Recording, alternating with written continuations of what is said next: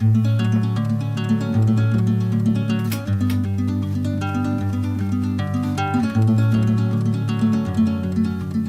name's Charlie O'Neill. I do stained glass. Last few years I've done almost strictly stained glass lamps, Tiffany style lamps, reproductions based off the Odyssey molds. This is a sample of some of my molds here, 22-inch dragonfly and the spider mum, which I still have to do yet.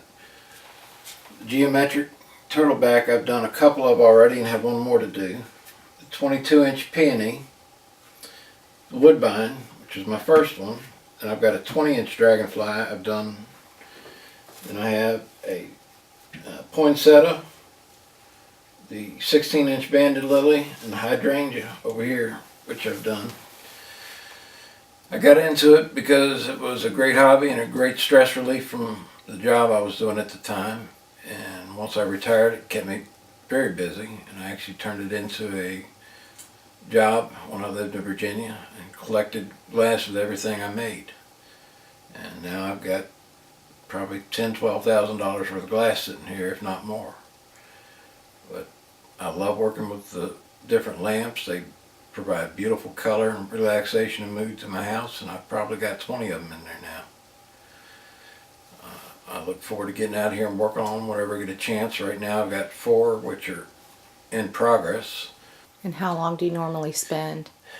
The lamps, I figure I can do about 100 pieces a week start to finish. So for example, the peony here, I spent 7.5 weeks on that, 8 to 10 hours a day on that one to finish that one. I'm just not as fast as I used to be. In my younger days I'd been faster, but that's up in my house now. It's a wife's anniversary present and she loves it. It's her favorite. And it's worth every minute I put into it. And people ask me, well, why don't you sell them? Well, the reason I don't sell them is by the time I buy the molds and materials, they cost more than what you can get at Walmart. So I do them for myself. I do them and enjoy them with. I've done several for my family. And I'll just keep right on doing them as long as I can. What would you tell someone getting involved in stained glass for the first time? Stained glass is a lot of fun if you let it be. If you get mad at it, it's going to get mad at you, and if glass won't break right, it's not going to do what you want. Just relax and go for it.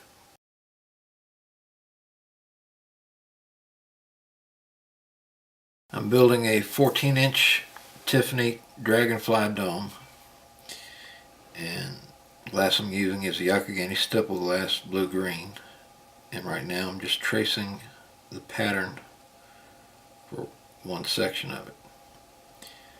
There's several ways you can do this. This glass is transparent enough that I can accurately mark out each of the pieces by using a light table. There's also a Mylar copy which you can cut into individual pattern pieces and trace around as a secondary way of doing it. These are the left side dragonfly wings. I've cut out the Mylar pattern and I'm just going to trace it onto a dark blue glass so I can cut it out.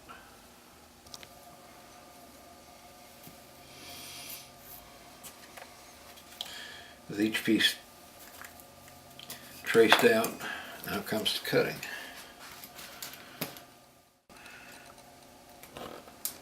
I'm going to follow the line as close as I can to the inside. Just lightly score along the edge of the glass. I'm going to tap the bottom lightly.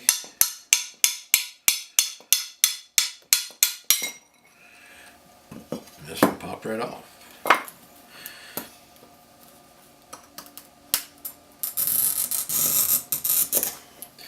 The other method of breaking glass is using running pliers. Pushes down on the outside edge of the glass and breaks it.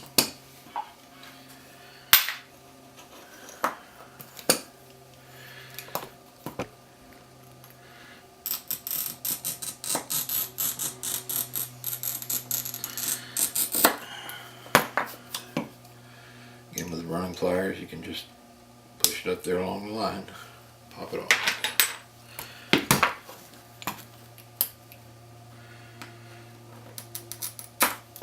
Now for smaller cuts, there's not enough room to grab it with the running pliers.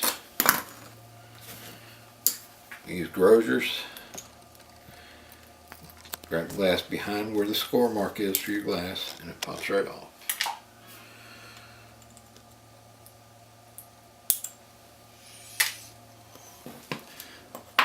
One dragonfly wing.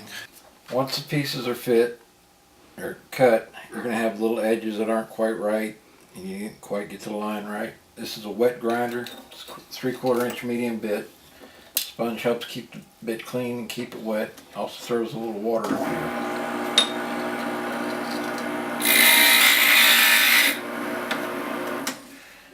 What you're going to do is lightly grind around the edges of it. That gets rid of any sharp points and makes it where you want it.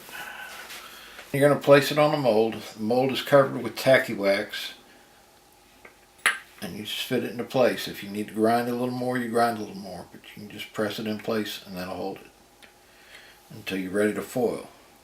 Next step is to add foil to each individual piece, wrapping it all the way around every edge and putting them back on the mold. Then you're ready for solder. What you're going to do is take your foil,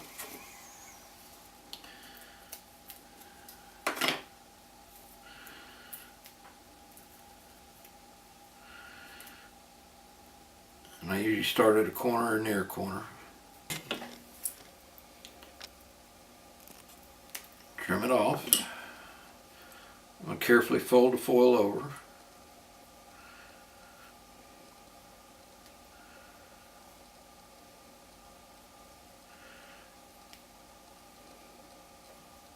And I use what's called a fid to burnish it to the glass, to make sure it's solid to the glass.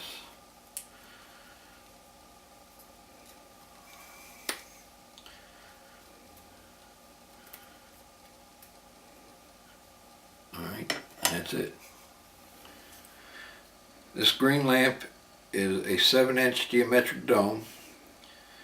I've cut all the pieces, and then I cut out and added room for these 4 turtle shells, glass turtle shells. I picked them up at Kokomo Glass in Indiana. And now it's ready for solder. I'm going to do a short demo here on soldering. What I'm going to do is add some flux to it. And with my Tiffany lamps, I usually use a paste flux. Just going to apply flux to the solder joints.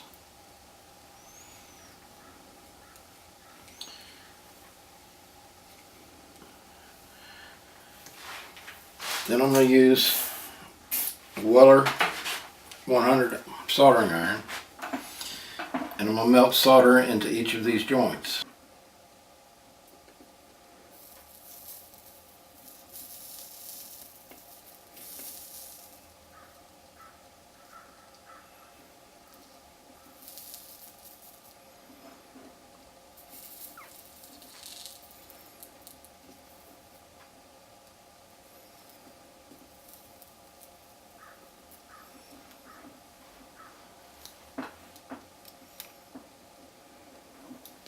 This is called the copper foil method, which was basically created by Louis Comfort Tiffany.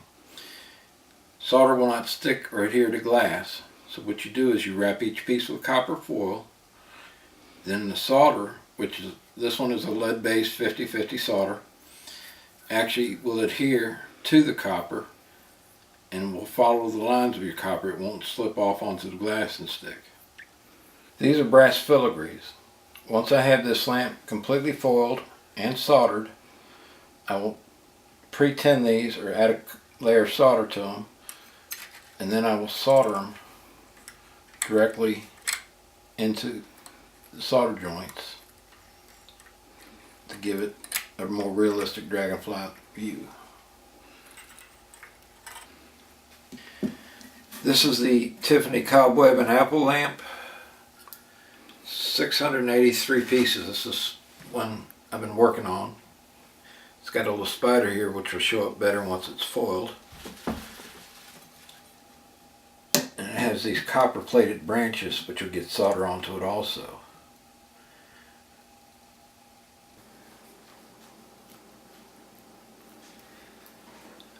I'm sitting on my recliner where I watch TV, play my phone, read books, talk to people.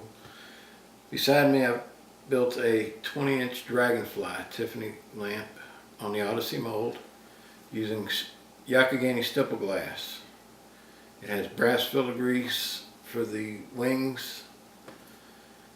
And I also have built seven dangles, which are an original Tiffany design, to hang down below it. Beside it, I've got a 20-inch poppy. This one has a yellow, amber, pink, green background. And it has filigrees also in the leaves, but these are on the inside. And I have done a 20-inch poppy also for the other side of the sofa, which has a blue background.